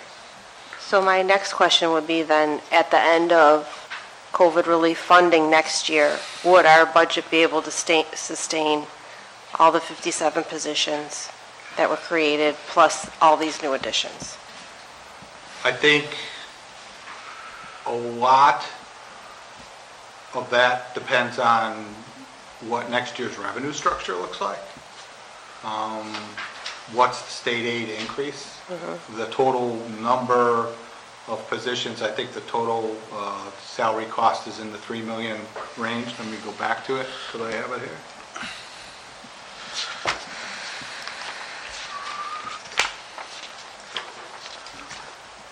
So for this coming year, we're estimating the grant positions to be about $3.5 million in payroll. So that's over $4.5 million total. So state aid increased this year by 20% on the foundation side. That won't happen again. But, you know, a more normal increase would make many of these positions affordable. I still think that the district, and, you know, we've actually corresponded on this point, we need to really begin to study, you know, and prioritize what it is that we do and how we do it. Mrs. Persico's group that's working on course structures is part of that. You heard Mrs. Bush talk about, you know, ELA and reading at the elementary level. If we had another 20 positions in special education, is that possible next year? No. But, you know, I think we have to take every effort to try to stem that tide and hold the line there. You know, kids who deserve services should get services. But if there are ways to mitigate that through interventions and high-quality instruction, we need to put every effort into that. Consistent To that end, we're RTI trying something new in the next several weeks, a new data system for assessment and intervention. We have a pilot arranged with iReady that a couple of the buildings will be trying out at about 4 grade levels.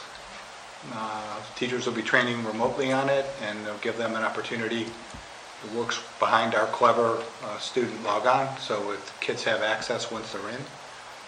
And it gives a lot more data than we're currently getting on kids. So it goes to your question as to how kids are learning. It's not a report card. It's not a state assessment. It's not a teacher evaluation. What it is a tool that basically says, you know, here's a weakness that's been identified. Here are interventions that go to that weakness. Here's a 15-minute, you know, end of class sort of review that can be done where the teacher gets instant feedback. So it builds a data system that doesn't currently exist in the district and allows us to see progress and see growth. If it's occurring or if it's not occurring, and change accordingly. So it's not meant to be APPR-ish.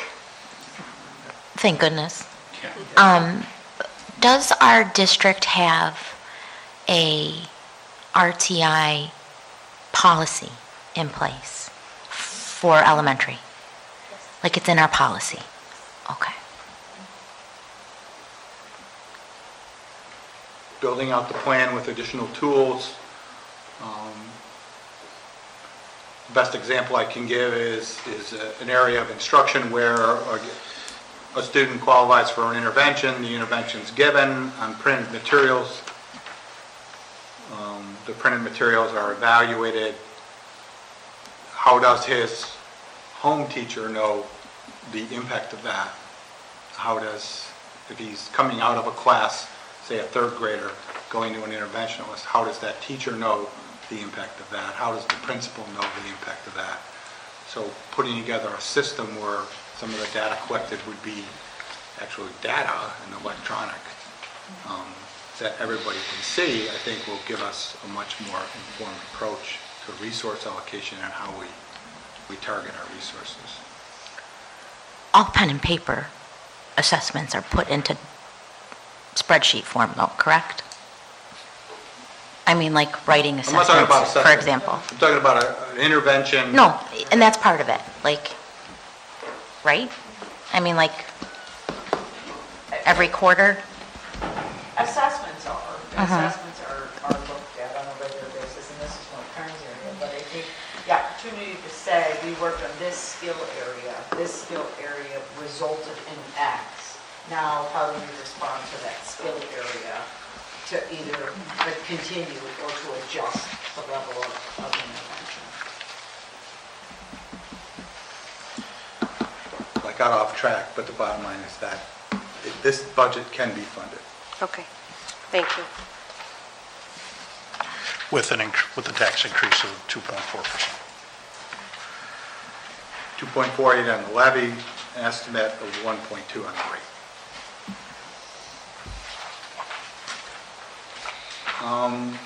Some one-shots are still in this budget, HVAC controls and improved cell phone service within our buildings, bringing the SROs in.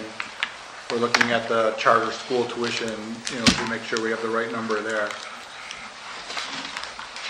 The BOCES budget I just finished building this afternoon, so we can talk more about that in the future, but we are able to deliver it at the just under 4% increase.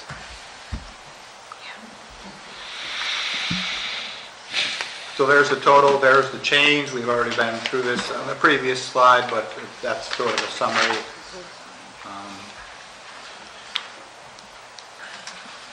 The bus purchase proposition remains the same. It's $983. It's 4 large buses, 4 small buses. Prices of the buses are up, and it does not include any electric buses. We're about to try to engage in a study with an engineering firm that's heavily subsidized by the state unless the rules change in the state budget process. The capital outlay project, we have not settled on a final target for that yet. The reason is that it's involved in the state budget process, and it appears likely that the dollar amount will increase from 100 to 250,000, and it may become a multi-building project, so that the district could invest the 250 in several buildings, total 250, to address, any secured vestibules, to address any other kind of, room controls, to maybe wheelchair accessible ramps. A lot of things that we have in the queue that we'd like to get done, but you can't get done under $100,000 in any one building. So this would enable us to go 5 buildings at 50, or 2 buildings at 125, and address some bigger items that are hanging out there that would normally have been squeezed into the last capital project, but we've been closed off there by the inflation and the additional construction costs. What was do you recall what the last time we had the capital outlay? Was that for the pool? It's going to happen before June. It's the pool infill here. I think we've approved the contract, and they're getting ready to carve a large hole in the back of this building. So anticipating when this budget's complete, the state budget that being, that there'll be a determination whether it's going to be stay at 100 or maybe go up. Yeah, my hope is And that then it's 250, because we can Sure, kick off sure, a lot of projects absolutely. and get 70 cents on a dollar Yeah. back the following year. Yeah. It's a very efficient way to do. That should be able to get East Senior a baseball field, I think. That they still don't have. Moving I see on. what you did there. Well, I haven't mentioned baseball once Baseball since I got season, on the though, board. it was about to happen. Next slide. steps. He's on record. Next steps. So we just, budget is 365 days a year. I mean, this is the budget season, but these discussions take place continuously. And so, we continue to react to the input we get from the principals and from the board. Appreciate the input we've received from the board, especially in recent weeks. I think it's been very positive.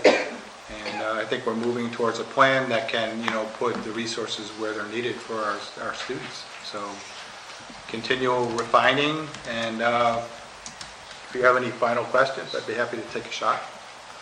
Or we have the A team here that can pick it off. I just have one question. Have you completed your meetings with principals yet, or are they still in the works? They'll continue, they'll continue all this spring. So, Okay, until like May, you said? High schools and around? middle schools are really much, they kind of have their initial marching orders and they're waiting on principal. Elementary, we are meeting again next week. We're bringing in our special area teacher leaders and looking at, so we've established our sections. We're fairly set with our supports. We have kind of our wish list, or their wish list for what they would love. Waiting on answers on that, which will come through this budget process. Next step is, how do our music teachers look, phys ed teachers, and art teachers balance among our 5 elementary? And what considerations need to be made if we add special ed programming? So all these things tie together. That will be our next meeting. So, and like I said, with the high schools, we will probably meet again at least once a month, and then a big final first week in May staffing with teacher leaders, principals, directors at our secondary building. Okay, thank you. Can I just jump off of that? So the department meetings with the department heads and the principals, when do those initial conversations usually start in our district? I start talking to building and department leaders, probably more heavily to department leaders, starting in December. Okay. And then the building leaders in January, and then it builds towards staffing discussions in February, March, and April. So last year, I think we presented a staffing plan in April, and it was actually at the same meeting the budget was ratified, or after, where it outlined all the new positions that were going into the budget. So this year, obviously, a lot more detail has been put into the actual presentations, but that's usually the time frame. So starting in December? Yeah, it's starting in December. Okay. The buildings get their budget allocations, and, it rolls from there. Okay. Does anyone else have any questions? I would just like to say in the future, I would love to see the opportunity for more community input, and have some type of forum that goes over the budget. There's a lot that goes into this, and people are just, at home watching this, and I don't know how, their ability to ask questions and maybe get some further explanation on things. We're here trying to represent them, but I think as a community, it would be the right move to start taking this out on the road a little bit earlier in the process and getting some feedback from folks, what they value and they would like to see in their schools and in our school community. Okay. Thank you. Point considered. Okay, if nobody has any questions, we can move on the consent agenda, and thank you all for the presentation and answering all of our questions. Thank you. Yep. All right. Can we move on the consent agenda? That would be all of number... Yep. I need my glasses. 6, 7, and 8. I'll make a motion to move. Okay, may I have a second? I'll second. Diane seconds. Molly. There's no discussion on consent agenda, so all in favor? Aye. Okay, passes 6-0. Okay, now we will go into new business, which is number 9. I'm just going to flip over to there for a minute. I'll give you all a second. So if we can do 9, if I can have a motion for 9A through 9D. And I'll give you a moment to look that over.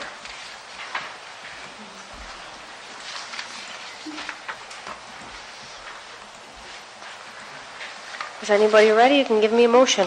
I'll make a motion. Diane makes a motion. May I have a second? I'll second. Jan seconds. Is there any discussion on 9A through 9D? Okay, all in favor? Aye. Anyone opposed? Nope. Okay, passes 6-0. Now 9E, we will need to do a roll call vote on. This is our notice for the annual meeting and election. So I need a motion and a second, and then I will call your names for a roll call vote. I'll make a motion. Okay, Diane makes a motion. May I have a second? I'll second. Vince seconds. All right, is there any discussion? No? All right. Jody? Aye. Vince? Aye. Jan? Aye. Diane? Aye. Molly? Aye. And me? Aye. All right, passes 6-0. Well, actually, everyone, individual votes. All right, so we can also do 9F and 9G together. Is that correct, Melissa? Just making sure. 9F does not need a roll call, correct? Okay. So we have 9F and 9G, and, I'll make a motion. okay. Would anyone like to make a second? I'll second. Vince, is there any discussion on 9F and 9G? Nope. All right, all in favor? Aye. Aye. Aye. All right, passes 6-0.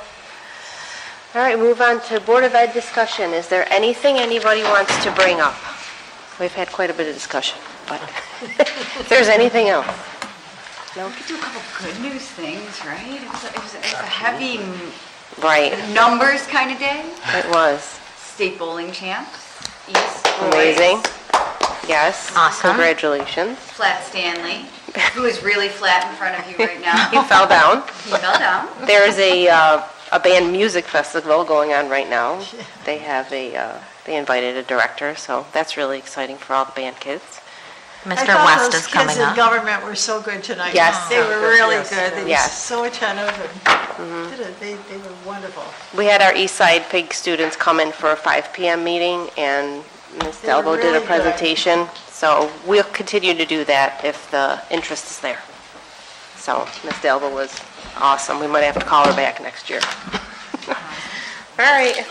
If that's it, we can make a motion to adjourn. I'll make a motion to adjourn. I just need a second, and we're good. I'll second. Jody seconds. We are adjourned. Thank you, everybody. Good night, everyone. Thank you. We have to vote. No, you don't have to. Piece. Just a motion and a second. Everyone keeps asking me on that. All right, thank you.